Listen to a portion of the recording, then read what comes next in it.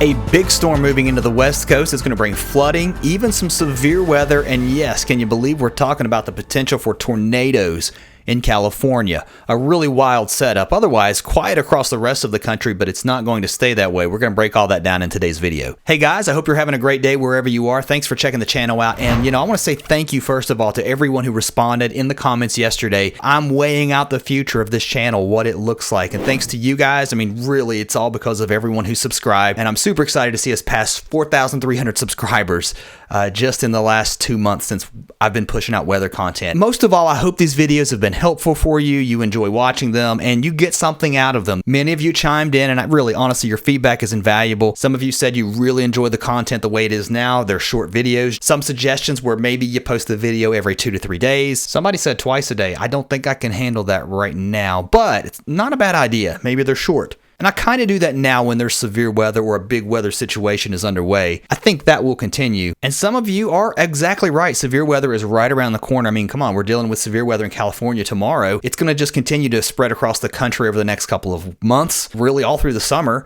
And then you're in hurricane season, and we're back to snow. So rest assured, I value your comment. If you'd like to leave me something below, let me know what you think about the channel, maybe where you'd like to see it go. And contrary to the advice I hear from everyone, they say stay out of the comments. I absolutely love reading your comments. I read every single one of them yesterday. There's always going to be a Karen out there or someone who's just mad about something. But for the most part, I love hearing from you wherever you are. So always feel free to chime in the comments and let me know what's going on in your world. Now that's a lot of talk for today. Let's go to what you're here for. We're going to talk about the weather. Now we've got the storm again. I mentioned across California with that severe weather threat heading into tomorrow. High pressure building into the east, a few snow showers going around the lakes, but the big lake effect snow machine starts to turn off heading into Monday, so we do start to relax in that aspect. But plenty of winter storm warnings, wind advisories, high wind warnings, flood watches out for California. Yeah, around the lake, some of these lake effect snow warnings will start to expire in the winter storm warnings overnight and then into early Monday. But let's start here off the west coast. Look at this atmospheric river. I hear hype in the media. And by the way, thanks for someone saying, I'm glad you don't hype things like this is the biggest river in the world, or, this crazy things like that. That may hurt me. Maybe not enough people are coming over to the channel, but either way, I try to keep it straight, keep it real. Yeah, this is an impressive atmospheric river. It is what it is. This is our precipitable water. And this basically is a map of if you could squeeze out every drop of moisture from the ground all the way to the top of the atmosphere, it gives you an idea of where that strong moisture is. And look what happens here as it moves toward the coast. I want to point this out. All of that moisture is getting wrung out here by the mountains with that upslope flow. Not much is making it inland. Two things I take from this. Number one, while we will see snow in the Intermountain West, it's not going to be nearly as heavy as what we're going to see here on the coast. The second thing is, man, this thing is like a fire hose here across Southern California. This is Tuesday now into Wednesday. It finally starts to back off a little bit toward the middle part of the week. Either way, a lot of moisture moving in, and the rain is really going to add up with easy 2 to 4 inches across Southern California, all along the coastal ranges, and then up into the Sierra. We're going to see big time snow. Of course, in the lower elevations, it'll be all rain, and some of those rain amounts could be even more than 6 inches. Some places 8. I read one comment from the National Weather Service saying that some of the highest elevations and perfectly aligned slopes could see up to 10 inches of rain. That will cause flash flooding, potentially mudslides, especially again right here along the coastal ranges. So here's LA, several inches of rain expected here, and then once you get above 7,000 feet, quite a bit of snow is going to fall. We may be measuring it with yardsticks, especially up towards Big Bear. It doesn't pick up very well here on this particular map, but clearly feet of snow falling in the Sierra, 1 to 3 feet. Some places could see more. Look at this model output number here, 44 inches here across the mountains of Northern California. So easily more than 3 feet in some of the highest elevations. And what's interesting about this storm is the severe weather potential here from Sacramento down to Stockton to Modesto, even areas north of that. There's even a tornado risk heading into Monday. So be weather aware if you're in these areas. Again, it's not just going to be a flooding event or heavy snow. And the main threat would be right here across Central California. Have a way to be weather aware as you head into Monday here across Central California. Head to weather.gov to always keep updated with the latest warnings and watches for your area. So let's time things out. This is a wide look at North America. I think this gives a good picture for what's not just going on here in the lower 48, but also up into Canada. This is some cold air that's building here, and that's going to be moving into the northeast. It's not going to warm up much here for New England. Cold, seasonably cold, I guess. In fact, probably a little bit below normal, but we're warming up across the south back toward the central plains. Here's our storm across the west coast. That moisture again moving inland. We'll see some snow start to break out across Utah, Wyoming, even parts of Colorado as we move into Tuesday and Wednesday. And as far north as Montana, Idaho, Idaho. And we're going to get some heavy rain too along the coastal ranges of Oregon, Washington, some big snows up into the Cascades, but the heaviest, again, down here in the Sierra Nevada as we move through at least Wednesday. And then that snow starts to move into the Colorado Rockies, like I said, back toward the Wasatch.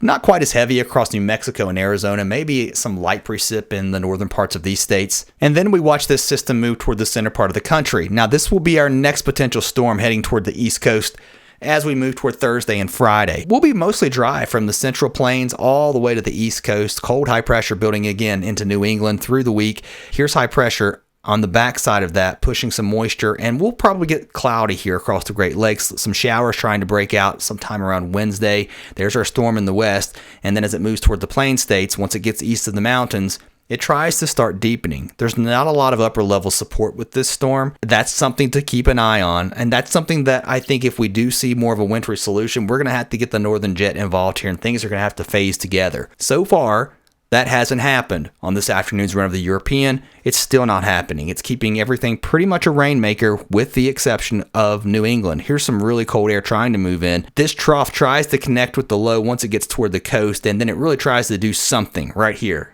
You can see it, but to see a storm, you're really going to have these two pieces of energy come together. At this point in time, it doesn't look like that's going to happen, but I do want to show you something. I'm backing this up because way back here is the energy. It's still just moving right across, it's in Russia at this point. And our low is just now moving ashore that will eventually be the energy that moves east. So we've got clearly a lot of time. This data isn't being sampled into the models just yet, so it will be interesting to see what happens once this moves ashore and we start getting better sampling of the atmosphere of this first piece of energy and the second one. It'll give us an idea of how strong it will be, not only that, the timing of it. Everything is connected. You can see how it all ebb and flows together. If one thing is off, it affects the next thing, which affects the other thing, which affects the first thing, which affects the thing 5 days from now or 7 days from now. It's really just math. But if you don't have the right equations at the beginning, which I think is missing right now, your solution won't be right. So stay tuned. This is going to be a time period that I'm going to be keeping an eye on for the eastern United States once we deal with this west coast storm. And what's interesting is, look, across the west, another system off the coast potentially could be impacting parts of California and the Pacific Northwest again. This one may bring more rain and snow as early as Friday, Saturday, maybe even to Sunday. And then look at this system moving into the Pacific Northwest. That's one heck of a storm with heavy rain here across Oregon, Washington, heavy snow into the Cascades, maybe even some heavy rain, and that could cause flooding. Now, that was the European. The GFS has a bit of a different look, keeping this low off the coast, not impacting much of California, but it does indicate this strong system. I mean, this is so cold, we could get snow all the way down to sea level across the Pacific Northwest. This could be one heck of a wintry setup for you guys. And then beyond that, I just want to show you something on the GFS. I'm not going to take any of this verbatim, but once we get into next week, look how stormy this pattern is. Big ridge starting to build in across the west, trough in the east.